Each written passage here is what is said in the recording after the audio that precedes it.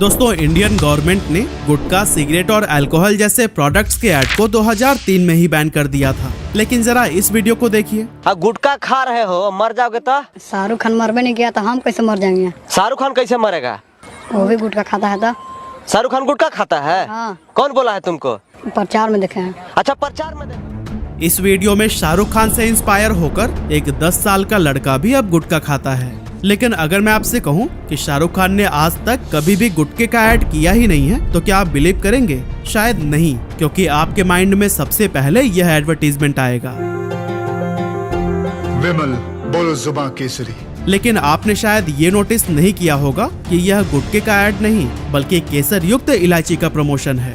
असल में इसे ही सरोगेट एड्स कहते हैं, जिनके जरिए कंपनीज धड़ल्ले से उन प्रोडक्ट्स का प्रमोशन कर रही हैं जिन पर गवर्नमेंट ने बैन लगाया हुआ है। शाहरुख खान, अजय देवगन, अमिताभ बच्चन और अक्षय कुमार जैसे बड़े बड़े सेलिब्रिटीज पान मसाला और गुटखे जैसे हार्मफुल प्रोडक्ट का इनडायरेक्टली ऐड करने के बाद भी खुद को दोषी नहीं मानते। हाँ, कुछ सेलिब्रिटीज ऐसे भी हैं जो कि सिचुएशन की सीरियसनेस को समझते हैं और करोड़ों का लालच देने के बावजूद इस तरह के एड्स को प्रमोट नहीं करते, जिनके बारे में भी हम आगे वीडियो में बात करेंगे। लेकिन क्या गवर्नमेंट को इन ब्रांड्स की चालाकियों के बारे में नहीं पता? और अगर पता है भी तो क्यों इन पर कोई सख्त कदम नहीं उठाए जाते? आज के इस वीडियो में हम सब कुछ बहुत डिटेल में जानने वाले हैं।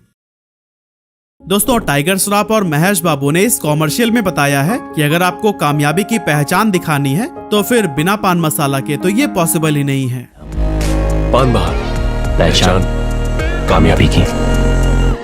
लेकिन रुकिएगा, ये लोग पान बहार पान मसाला की नहीं बल्कि इलायची की बात कर रहे हैं। पर एक इंटरेस्टिंग बात बताऊं, पूरे ऐड में कहीं पर भी यह नहीं बोला गया है कि ये लोग इलायची को प्रमोट कर रहे हैं। लेकिन अभी ये सब छोड़िए, चलिए पहले हम यह जान लेते हैं कि गुटखा एड्स को आखिर बैन क्यों किया गया था।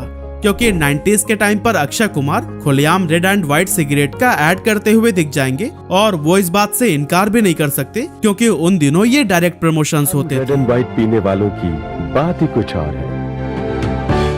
लेकिन साल 2000 के शुरुआत में हमारे हेल्थ मिनिस्टर ने देखा कि इंडिया में हर साल लाखों लोग कैंसर से मर रहे हैं और इनमें भी ओरल कैंसर से मरने वालों की संख्या काफी ज्यादा है। इसीलिए हेल्थ मिनिस्टर ने फैसला किया कि वो गुटखा, सिगरेट और शराब जैसे प्रोडक्ट्स के एडवर्टीजमेंट को पूरी तरह से बैन कर देंगे। जब ये दिखेंगे ही नहीं तो बिकेंगे कैसे? यही सोचकर 2003 में एक्ट नंबर 34 के तहत इस रूल को पास कर दिया गया था। पर यहाँ पर सरकार का प्रेडिक्शन पूरी तरह से गलत साबित हुआ, क्योंकि इसके 7 साल बाद 2010 में जब ग्लोबल अडल्ट टोबैको सर्वे हुआ तो सामने आया कि 6.5 करोड़ से भी ज्यादा लोग गुटखा चबाते हैं। और आज के टाइम पर तो हाल इतना बुरा है कि पूरे दुनिया में गुटखा का सबसे ज्यादा कंजप्शन हमारे भारत में ही किया जाता है। और यही वजह है कि हर साल 9,30,000 कैंसर डेथ्स में से सिगरेट, गुटखा और शराब का भी बहुत बड़ा रोल है।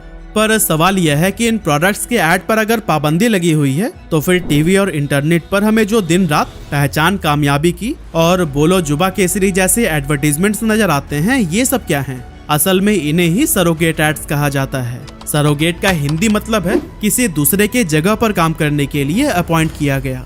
एक्चुअली कंपनीज मेन प्रोडक्ट जिसका लीगली ऐड करना पॉसिबल नहीं है, उसी के पैकेजिंग, कलर और डिजाइन से मिलता जुलता एक नया प्रोडक्ट डिजाइन करती है और टैगलाइन भी सेम वैसे ही देती है जैसे कि मेन प्रोडक्ट की होती है। एग्जाम्पल के लिए इंपीरियल ब्लू ये शराब का एक बहुत बड़ा ब्रांड है जिसे पीने के शौकीन बहुत अच्छे से जानते हैं। और अगर आप नहीं भी पीते हैं लेकिन टीवी देखते हैं तो मैं दावे के साथ कह सकता हूँ कि इस नाम से आप भी अनजान नहीं होंगे, क्योंकि इंपीरियल ब्लू का ऐड टीवी पर बहुत ज्यादा देखने को मिलता है। अब कई लोगों को तो ये समझ नहीं आता कि ये किस चीज का ऐड है, क्योंकि स्क्रीन पर कोई प्रोडक्ट दिखाया ही नहीं जाता, बस बड़े बड़े वर्ड्स में ब्रांड नेम लिखा रहता है और नीचे अगर आप बहुत ध्यान से देखेंगे तो फिर वहाँ आपको लिखा नजर आएगा म्यूजिक सीडी। यानी कि इंपीरियल ब्लू म्यूजिक सीडी बेच रहा है ना?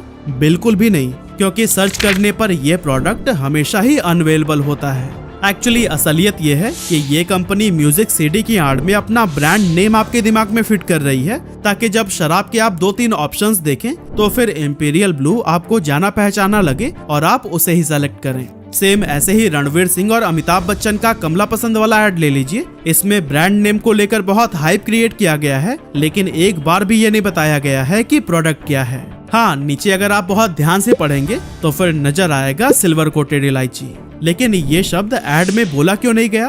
क्योंकि इन्हें इलायची नहीं बल्कि अपना गुटखा बेचना था और कंफ्यूजन में लोग समझ बैठते हैं कि ये सेलिब्रिटीज गुटखा खा रहे हैं।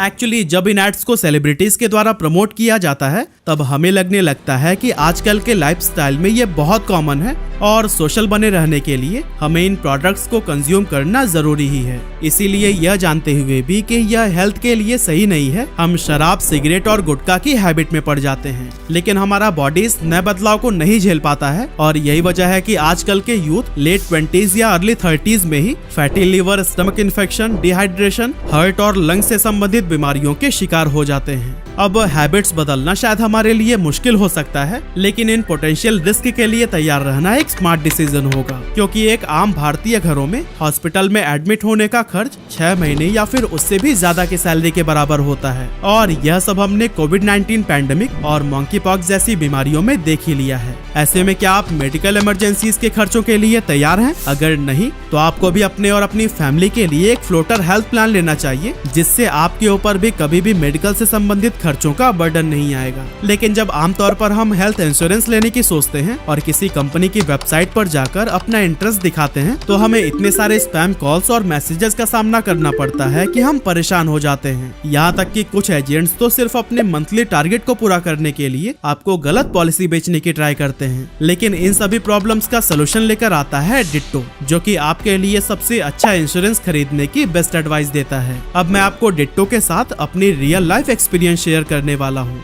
एक्चुअली मुझे भी एक हेल्थ इंश्योरेंस लेना था, लेकिन हर कंपनी के एजेंट्स अपनी अपनी कंपनी के अवेलेबल प्लान्स को सबसे अच्छा बताकर अपनी पॉलिसी को बेचने की ट्राई कर रहे थे। और इसी कंफ्यूजन के बीच मुझे डिट्टो के बारे में पता चला। इनके वेबसाइट पर जाकर मैंने फ्री कंसल्टेशन बुक किया और यहाँ पर इनके कंसल्टेंट ने मुझे इतने ऑनेस्ट वे में बेस्ट प्लान चूज करने में मदद की कि मुझे यकीन ही नहीं हुआ कि इतने जेन्युइन तरीके से भी हमारी कोई हेल्प कर सकता है। Claim settlement ratio, volume of complaints और अमाउंट सेटलमेंट रेशियो सब कुछ प्रॉपर चेक करके डिट्टो की तरफ से बेस्ट एडवाइस दी गई। और हाँ, डिट्टो आपके डॉक्यूमेंटेशन और क्लेम सेटलमेंट्स में भी पूरी मदद करेगा। तो अगर आप भी अनवांटेड कॉल से बचकर अपने इंश्योरेंस के लिए स्पैम फ्री प्लेटफॉर्म की तलाश कर रहे हैं तो फिर डिट्टो के साथ अभी कॉल या चैट शेड्यूल करें, लिंक डिस्क्रिप्शन में मिल जाएगा।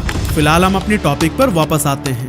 अब दोस्तों, अगस्त 2019 में एक बहुत बड़ा स्कैम इन पान मसाला और गुटखा कंपनीज की तरफ से देखने को मिला। लेकिन इस पूरे मामले को समझने से पहले हमें ये जानना होगा कि आखिर गुटखा और पान मसाला में अंतर क्या है। असल में दोस्तों, पान मसाला के अंदर वही सारे इंग्रेडिएंट्स होते हैं जो कि नॉर्मल पत्ते वाले पान में डाले जाते हैं। बस फर्क इतना है कि इसे सुखाकर इसका एक मिक्सचर तैयार किया जाता है, जिसमें सुपारी, मसाले, कलर और फ्रेग्रेंस शामिल होते हैं। इसे food safety and standards authority of India के तहत एक फूड प्रोडक्ट माना जाता है, इसीलिए इसके ऐड और बिक्री पर किसी भी तरह का प्रतिबंध नहीं लगाया गया है। लेकिन इसके साथ में सेहत के लिए वार्निंग देना जरूरी है, क्योंकि इसमें सुपारी होती है जो कि मुंह के कैंसर का कारण बन सकती है। दूसरी ओर अगर पान मसाला में तंबाकू मिला दिया जाए तो वो गुटखा बन जाता है। और आपको जानकर हैरानी होगी कि तंबाकू में 7000 से भी ज्यादा केमिकल्स मौजूद होते हैं और इन केमिकल्स में से लगभग 98 ऐसे हैं जो कि कैंसर पैदा कर सकते हैं, जिनमें nicotine, tar, carbon monoxide, ammonia, benzene, hydrogen cyanide और लीड जैसे खतरनाक केमिकल शामिल हैं। वैसे अगर आपको गुटखा इंडस्ट्री का पूरा सच जानना है ना, तो फिर इनसे मिलिए। यह है देश के जाने माने गुटखा मैन्युफैक्चरर विजय तिवारी जी, जिन्हें साल 2011 में ओरल कैंसर हो गया था। इस बीमारी की चपेट में आने के बाद से इन्होंने पूरी गुटखा इंडस्ट्री को ही एक्सपोज करके रख दिया था। विजय जी बताते हैं कि इसका सेवन ज्यादातर गरीब मजदूर किया करते हैं, इसीलिए अगर गुटखा बनाने वाली कंपनीज क्वालिटी इंप्रूव करने के लिए प्राइस को बढ़ाते हैं तो फिर सेल्स पर बहुत बुरा असर पड़ता है। और सेल्स पर फर्क ना पड़े इसके लिए गुटखा व्यापारी असली इंग्रेडिएंट्स की जगह केमिकल्स का इस्तेमाल करने लगते हैं, जैसे कि पान मसाला में यूज होने वाले कत्था की जगह ये मैग्नीशियम कार्बोनेट और गैम्बियर का यूज करते हैं, ताकि वैसा ही स्वाद दिया जा सके। इसके अलावा इसमें फ्लेवर के लिए और भी कई तरह के केमिकल्स का यूज किया जाता है, और वो भी ऐसे ऐसे केमिकल्स जिन्हें खाया नहीं जा सकता। लेकिन ये कंपनीज इन्हें सस्ते में चाइना से खरीद के गुटखा बना रही हैं। तभी तो केसर जो 3 लाख रुपए किलो मिलती है, उसका पान मसाला ये सिर्फ 1 से 1.5 रुपए में ही बेच रहे हैं।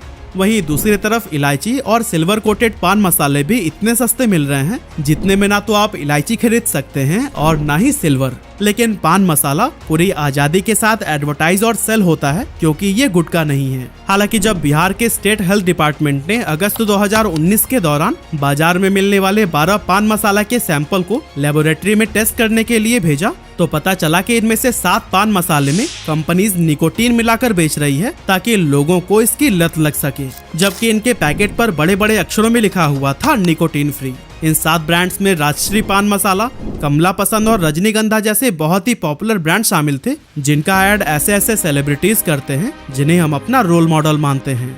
इस टेस्टिंग के बाद से बिहार सरकार ने उन 12 के 12 ब्रांड्स को ही अपने राज्य में बैन कर दिया था। अब आप सोच रहे होंगे कि निकोटीन तो सिर्फ 7 में मिला था ना, तो फिर इन 12 ब्रांड्स को बैन क्यों किया गया?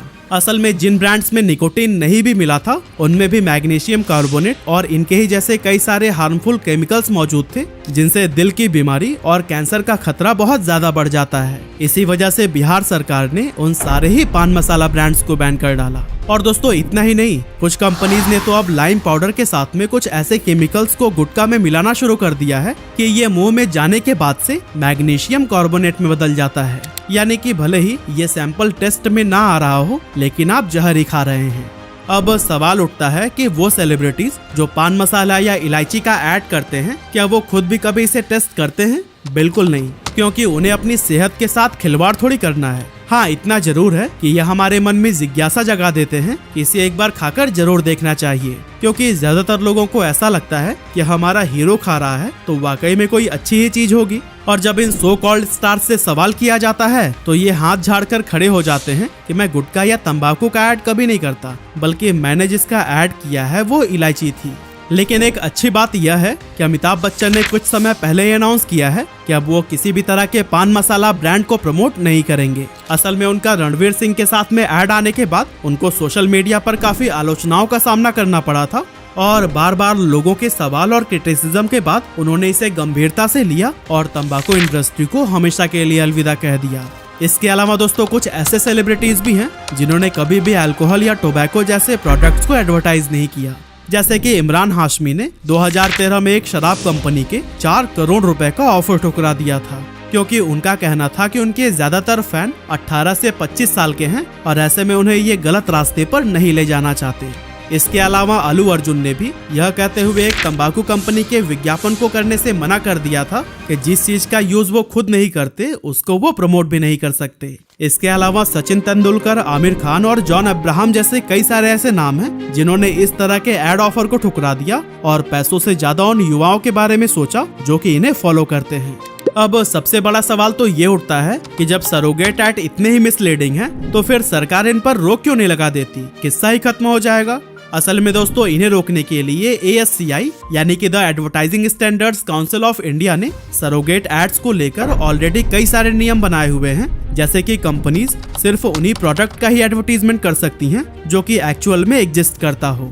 एग्जाम्पल के लिए मान लीजिए कोई कंपनी सिल्वर कोटेड इलायची का ऐड चला रही है लेकिन मार्केट में ऐसा कोई प्रोडक्ट ही नहीं है, तो ऐसे में वो कंपनी इस प्रोडक्ट का ऐड नहीं कर पाएगी। इसके लिए एक जेन्युइन प्रोडक्ट होना जरूरी है। साथ ही कंपनी को शो करना होगा कि सिर्फ इस प्रोडक्ट के लिए ही उन्होंने फैक्ट्री सेटअप या फिर मशीनरी जैसी चीजों में कम से कम 10 करोड़ रुपए इन्वेस्ट किए हुए हैं, या फिर इस प्रोडक्ट का टर्नओवर होना चाहिए 20 लाख रुपए पर मंथ का।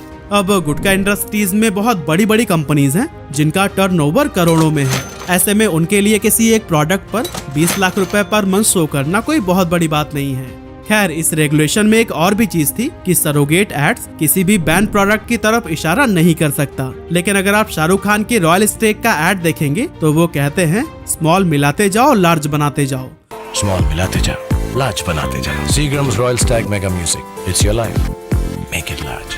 अब बहुत से लोगों को पता है कि रॉयल स्टेग एक शराब बेचने वाला ब्रांड है। ऐसे में ये ऐड सीधे उसी तरफ हिंट कर रहा था, ना कि म्यूजिक सीडी की तरफ।